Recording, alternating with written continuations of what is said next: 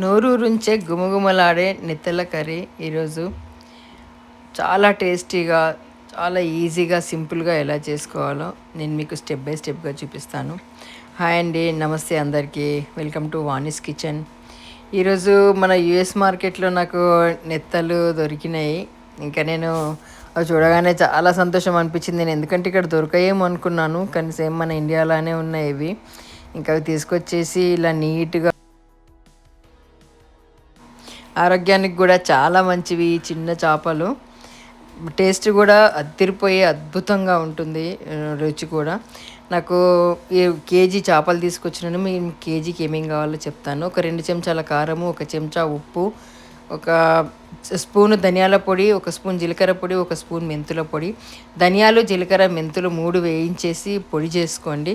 ఇవన్నీ కలిపేసి ఒక పావు టీ స్పూన్ పసుపు వేసుకొని, ఒక 1/2 టీ స్పూన్ అల్లం వెల్లుల్లి పేస్ట్ కూడా వేయండి. అన్నీ కలిపేసుకొని ఒక 15 నిమిషాలు ఫ్రిడ్జ్లో పెట్టుకొని, ఒక పెద్ద సైజు ఉల్లిపాయ ఇట్లా పెద్ద పెద్ద ముక్కల కింద చేసుకొని మిక్సీలో వేసుకొని పేస్ట్ చేసుకోండి. కడాయిలో ఒక 4 నుంచి 5 చెంచాల నూనె వేసుకొని, నూనె వేడయ్యాక మెంతులు వేడాక కొంచెం జీలకర్ర వేసుకొని, మనం ఏదైతే పేస్ట్ చేసి పెట్టుకున్నామో ఉల్లిగడ్డ పేస్ట్ని అది వేసుకొని బాగా ఫ్రై చేయండి. నూనె మీదికి తేలేంత వరకు ఫ్రై చేయండి. అది తేలిన తర్వాత 1 స్పూన్ అల్లం వెల్లుల్లి పేస్ట్ వేసుకోండి. అల్లం వెల్లుల్లి పేస్ట్ పచ్చివాసన పోయేంత వరకు ఫ్రై చేసుకొని, మనం పొల్లు చేసుకొని పెట్టుకున్నాం కదా, కొంచెం ధనియాల పొడి ఏమో చేపల్లో కలిపినాం కదా, ఇప్పుడు దీంట్లో ఇంకా కొంచెము ధనియాల పొడి, కొంచెం అంత పసుపు, కొంచెం మెంతి పొడి, కొంచెం జీలకర్ర పొడి, అన్ని పొడులు వేసుకొని, ఇంకొక స్పూన్ కారం వేసుకోండి. 2 స్పూన్ల కారం మనం చేపలు వేసుకొని కలుపుకున్నాం కదా, దీంట్లో 1 స్పూన్ కారం వేసేసుకొని, కొంచెం మసాలాలు మాడకుండా కొన్ని నీళ్ళు వేసుకొని ఫ్రై చేసుకోండి.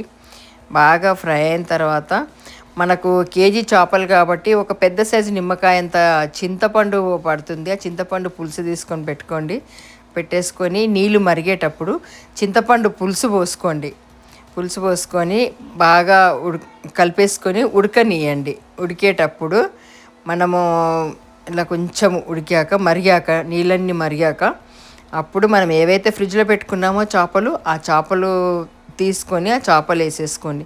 వేసి మెల్లగా విడిపోకుండా కలిపేసుకొని ఒక్కసారి ఇలా నీట్గా కలిపేసుకొని మూత పెట్టేసుకొని ఒక 15 నిమిషాలు మీడియం ఫ్లేమ్లో మెల్లగా ఉడకనివ్వండి. ఉడికిన తర్వాత ఇప్పుడు మద్దిరిపోయే గుమగుమలాడే తెలంగాణ స్పైసీ నెత్తెల కూర రెడీ అయిందండి. చాలా టేస్టీగా ఉంటుంది ఇది. మీరు తప్పకుండా ట్రై చేయండి. ప్లీజ్ నా ఛానల్ని సబ్స్క్రైబ్ చేయండి, మీ ఫ్రెండ్స్కి షేర్ చేయండి, లైక్ చేయండి, మీ ఎక్స్పీరియన్స్ని నాకు కమెంట్లో పెట్టండి. మళ్ళీ ఇంకా మంచి రెసిపీతో మళ్ళీ కలుస్తానండి. ఉంటానండి. బాయ్. Thanks for watching.